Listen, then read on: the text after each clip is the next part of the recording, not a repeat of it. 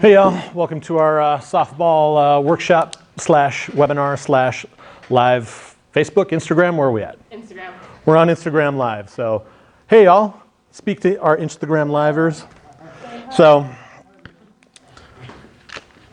So we had a few questions come in advance of our workshop, so I wanted to kind of get these out. The number one most common question is the difference between being sore and being injured, so that's definitely something that we're going to address here tonight. And then like what is good soreness versus a bad sore? When do we know when to either take time off or to push through?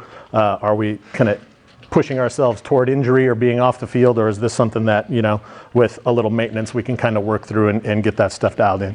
So secondarily, some of the other things that will be covered is the number one biggest mistake in injury management. And then a couple from our in the crowd was a proper upper extremity arm and shoulder warm-up, and then how to maintenance catcher's knees. So stick around for all of those topics here if you're on our Instagram Live, and if you're checking us out in our online videos. So why am I qualified to give this talk? So first, to introduce myself, I'm Trevor Field, physical therapist. Got my master's degree from College of St. Catherine, Minnesota. I got my undergraduate degree at University of Minnesota in kinesiology. I was a three-sport athlete as a youth, so baseball, football, basketball. Had my shot with the Cincinnati Reds pitching, so dealing with throwers and overhead athletes is kind of definitely something I'm passionate about. I still, at 42 years of age, play competitively in Orange County, playing men's league baseball, not slow pitch old man beer leagues yet. So one of these days. After two shoulder surgeries at 18, I'm still throwing well. So fortunately, not to brag or boast, but doing well. So hope to throw as long as I can possibly throw. I got a 10-year-old, so I got to keep this thing maintained until he's through his playing days. So kind of learning to maintenance these things has been kind of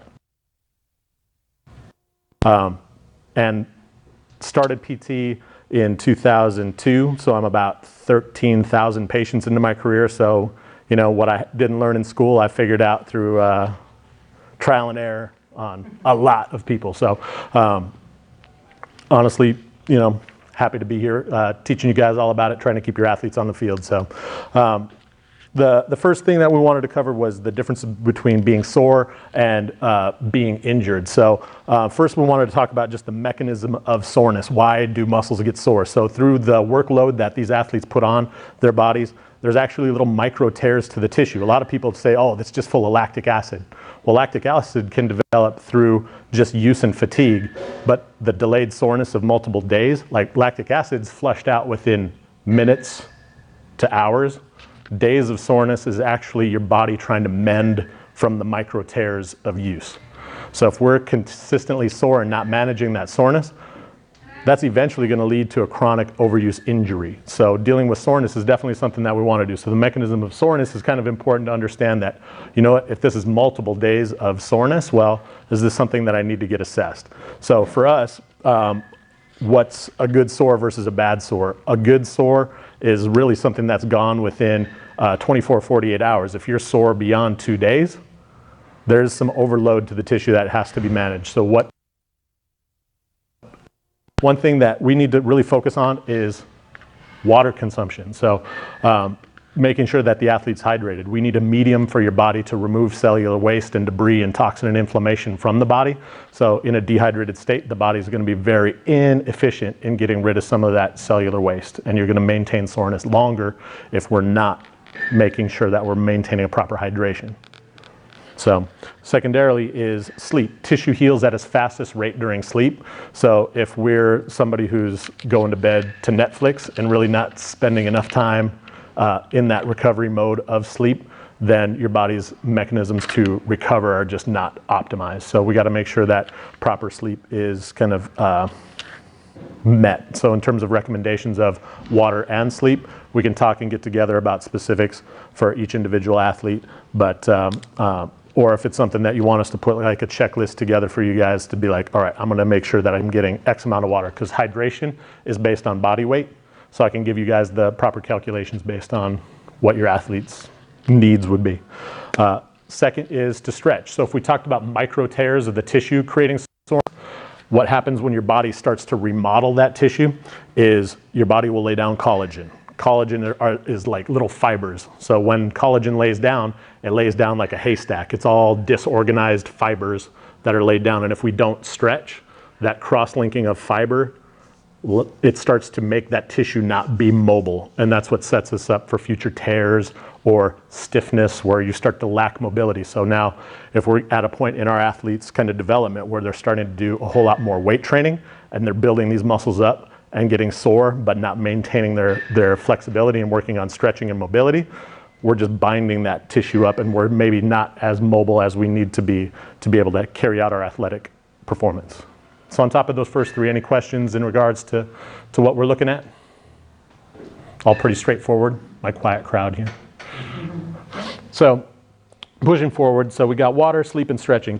Heat is the next kind of thing that we need to kind of focus on in managing soreness. So heat, proper portions of that would be just, it doesn't have to be dry heat or moist heat. Any heat, any physical heat, not rubs or creams, but actual physical heat to the tissue, because that's going to create vasodilation, basically opening up the cellular, the vessels to encourage blood flow and circulation and nutrition to the tissue to help flush out that cellular waste that we talked about, that we needed for hydration.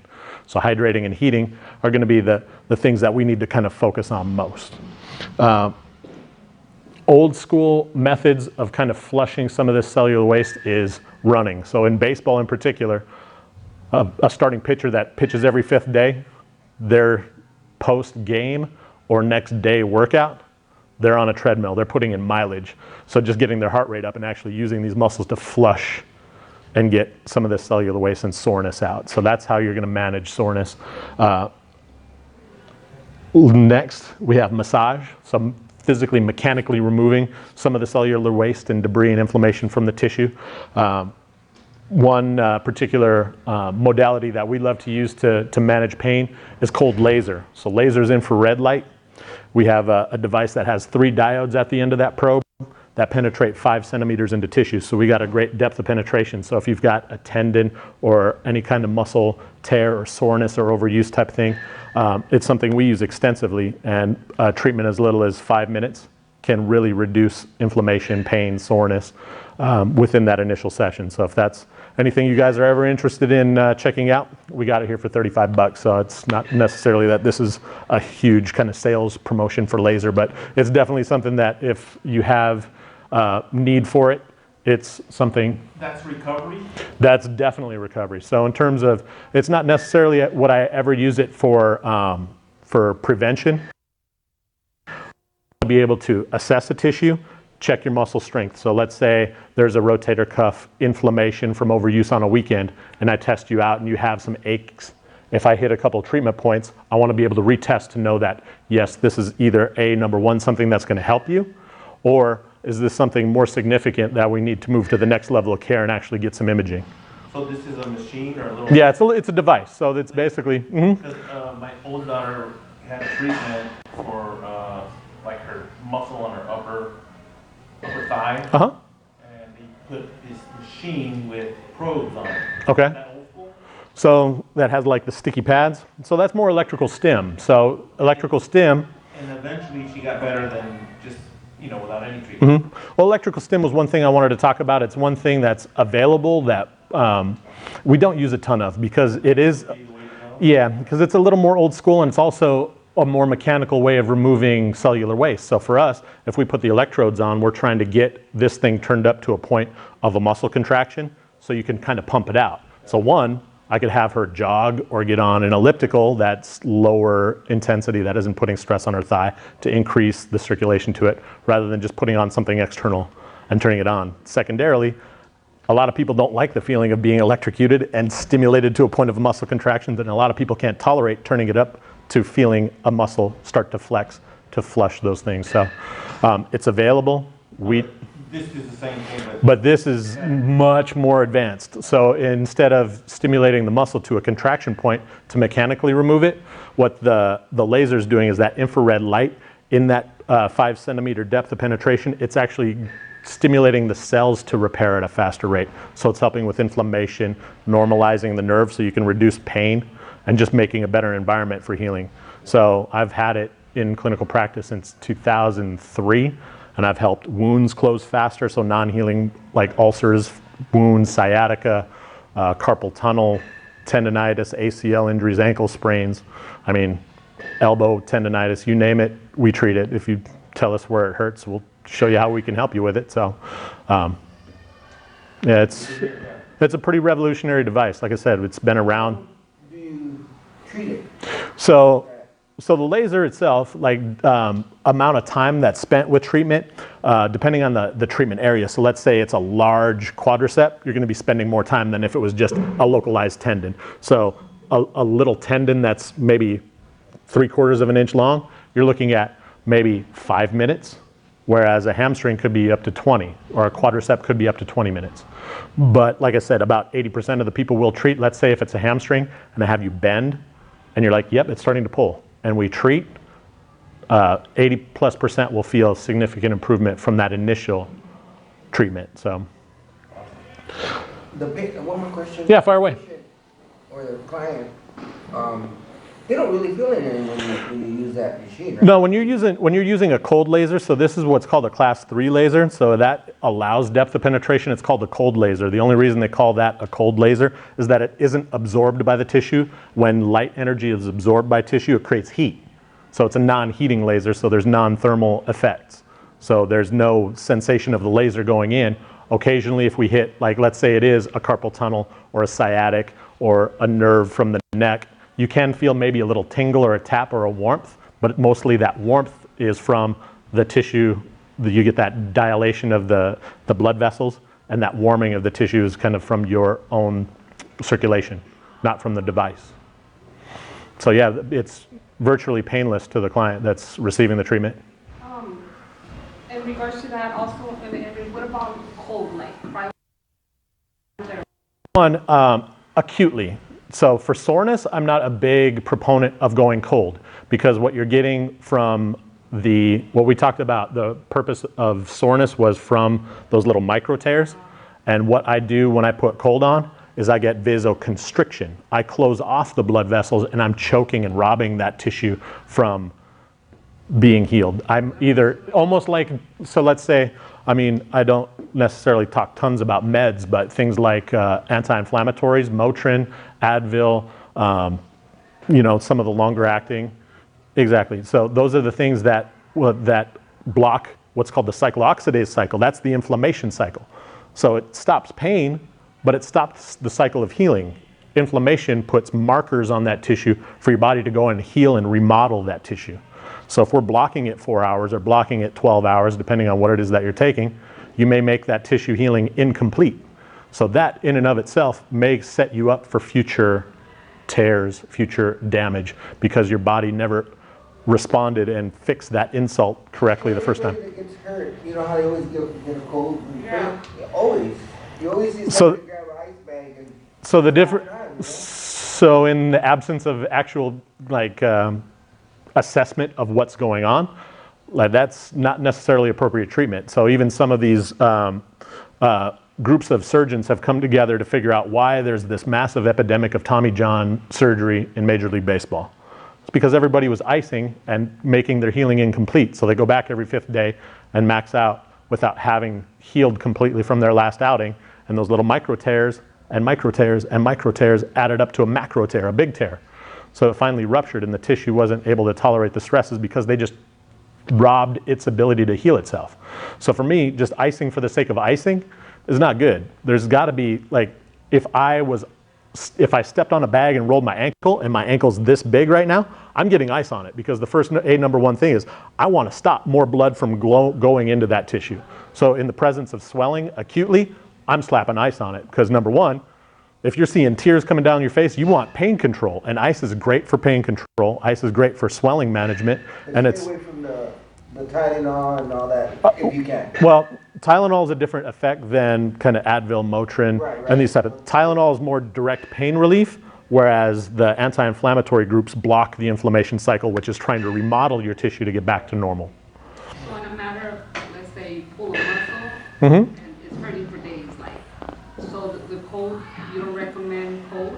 So, make sure in a circumstance where somebody pulls a muscle and they have pain for days and days and days, days and days of cold, you're trying to say that would not be good for that kind of condition. And for me, my answer is no. Acutely, for the first 48 to 72 hours, if pain is really acute, then that would be something that we want to do. Can you grab the door, Cass, for the little extra sound? After that 48 to 72 hours, if we still have intense pain, then it's time to start looking at things like the electrical stim. So electrical stim at lower levels is great for pain control because you're modulating and giving the nerves a little bit of input to allow that thing to calm down.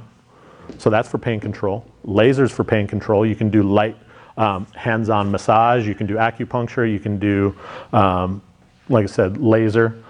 Those are things that are available for needs. I wouldn't go cold past 48 to 72 for something that significant. Let's say it's not like painful, but let's say they kind of feel like it's going to continue pulling.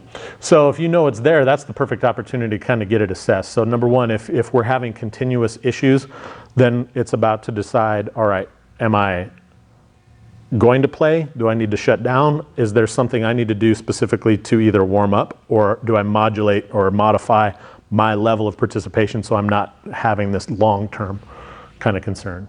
So that's kind of what I've built this business on. Obviously, being inside a huge athletic performance gym, is that we've been able to work in the last 5.5 years with athletes to say, based on this, I need you to, if it's a lower body injury, all right, show me a squat.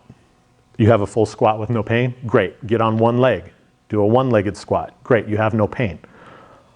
Hop on one foot on that injured side, in place. No pain?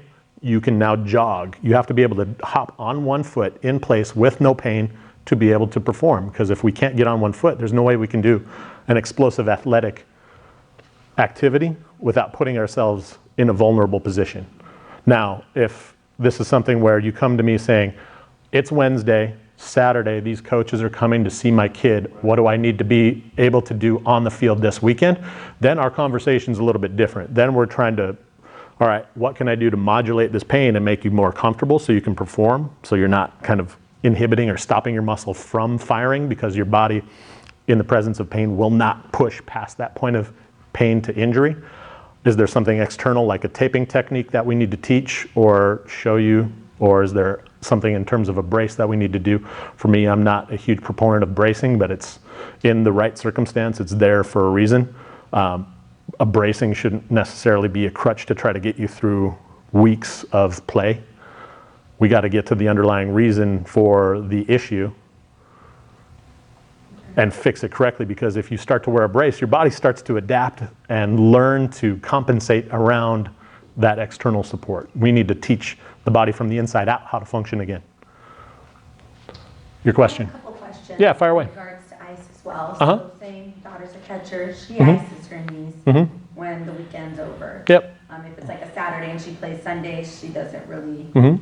she won't officially put ice on her knees until she's completely done. Mhm. She actually finds that helpful. Yeah. But then So- again, she's young. Right. Well, I mean, if she's just icing prophylactically to try to prevent future issues, or is she pretty beat up by the end of a weekend? At the end of a weekend, she'll just get the bags and just lay down. She doesn't really complain of knee pain. Yeah, she complains. She complains now, yeah. But that's where I'm questioning. Should I stop that and have her just put heat? Because she also has those ones that we warm up in the microwave, Right. and she can just wear heat versus cold. Right. That was my first question. My second question Mhm. about the ice is, why do we see athletes icing their arms, and why do we see them take ice baths?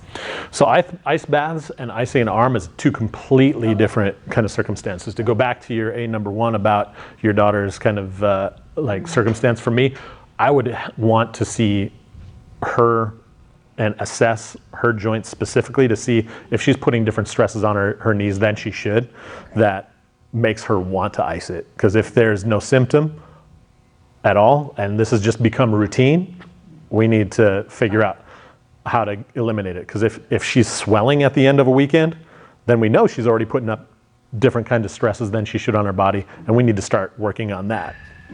So, I mean, that would be my kind of like, why are we is this now become such a routine that psychologically this is what she feels is the best? I wouldn't say it's routine just because it's not every weekend. Okay. But on weeks where maybe she's, worked out here Mm-hmm. and then did her catching lesson and then did, warm up 2 pitchers and then played 2 games. Mm-hmm. So on those longer weeks, yeah, it hurts. Okay. So she'll mention. Okay. So, yeah. So that would be, To be expected, no? I mean, it's kind of, I mean, she has a tough schedule. I mean, for sure. Catching's no joke. The amount of volume is no joke. I mean, we're expecting some wear and tear and not feeling 100%, but we need to figure out, is there potentially a better way to manage that amount of stress? And just like I said, if we understand that ice vasoconstricts and robs the tissue of circulation, there might be a different method for us to, let's see, how old is she? 12. So if she's 12 and we're just trying to get another 6 years out of high school plus another 4, she's got 10 years Got a long way. of softball, unless there's a redshirt year, which puts her at 11, then we're talking about how are we going to manage 11 years of this and not end up with double knee replacement by 45. yeah. And that's why, sorry, about the cryotherapy, they've recommended me to, she's 11 going on 12, and they recommended me to take her to the full body. Whole body cryo? therapy. Mm-hmm. I mean, not cryo. Mm-hmm. And I don't know if it's okay at her age. So in that age group, usually those types of offices, depending on the ownership, may or may not accept somebody at 12, 13. It's somewhat, So it's not recommended then at that age. it's not like there's different studies out there that will tell you different things. For me, I'm not one to put my body in the care of like people who've just financed a business that have no medical background. So when you look at a lot of these places, there's no medical director, there's no fundamental. This was something that, it was a business idea. Okay. First and foremost. It's not necessarily in your best interest. They don't have your best interest in mind. It's a business. If you want it, they'll give it to you. Oh, you feel tight? We can stretch you on a weekend course versus somebody who's got a $100,000 education and understands the ins and outs of human physiology and when to stretch, and more importantly, when not to. So I have a lot of recovery businesses that have sent me business because they've done things they shouldn't have. So it's out there. I would caution you to make sure that you know that. I've done it, but they've recommended to me a lot, like, well, she's a pitcher, you should take her and have it done, but I'm like, I don't know, she's young still. I don't know if I should be doing any of that stuff. I mean, whole body cryo, if you're dealing with whole body cryo, you're dealing with like somebody who's like doing intense training where their entire body is beaten down. So where I've seen people get the most benefit are people who necessarily have like 2-a-days workouts, training camp. Like these are my football players, my boxers, my MMA athletes who are conditioning, the people who are trying to get to the Olympics in Taekwondo who do 2-3 workouts in a day that are the max. Those are the people who will actually physically feel a big difference. For those that are just like, you know what, I got some achy nags or otherwise going on, the results are mixed. So the other thing you got to look out for is kind of the placebo effect. So now you're saying your daughter is kind of, really feeling like she's got a great benefit from doing this over and over. Well, if we're talking about the FDA and what their standard is to allow a drug to pass, it has to be more than 42% effective over placebo. So how did 42% become the mark? They gave people sugar pills and they had a 42% improvement. The power of the mind is incredible. Incredible. Their fake medication was 42% effective. So if you understand the power of the mind in terms of the rehabilitation and pain relief and these type of things, would I spend $35 to go into minus 240 degrees Fahrenheit for 3 minutes? like 3 minutes for $35 to feel 42% better? Maybe not 42% better. There's definitely things that you can do to alter what's going on here without having to, expose yourself to certain things. So particularly in the young teenage years where, there's still some kind of gray area about the efficacy of doing that. So now the second part of your question was?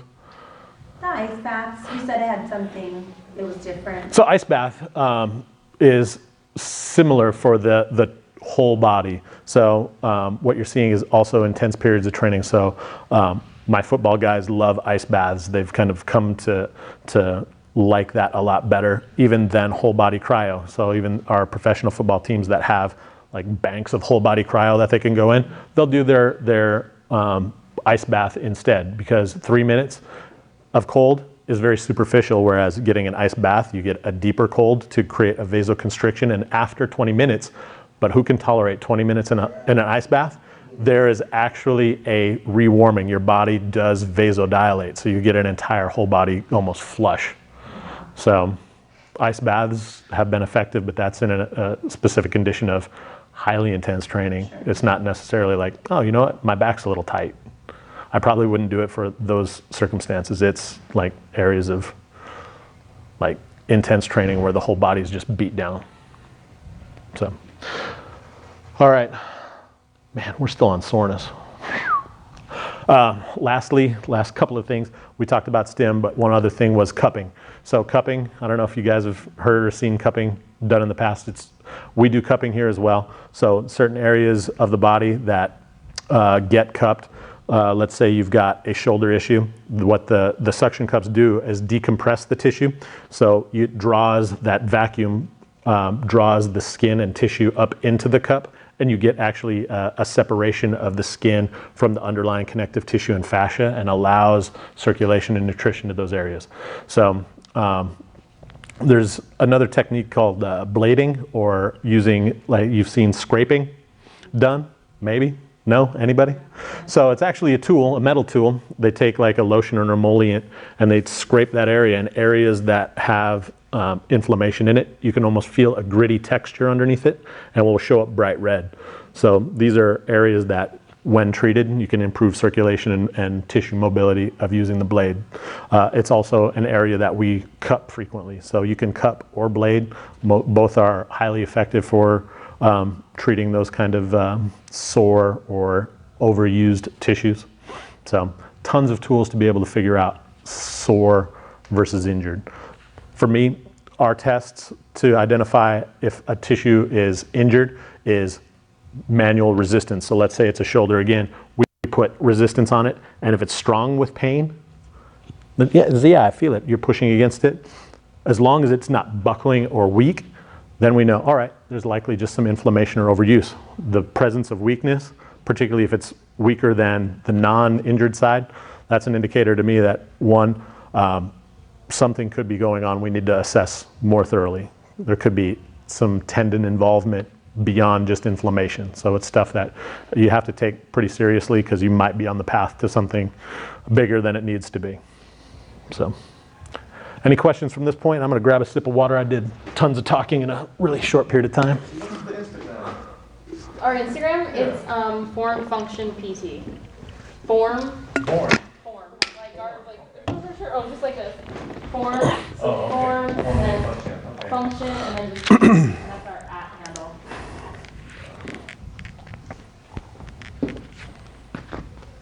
And how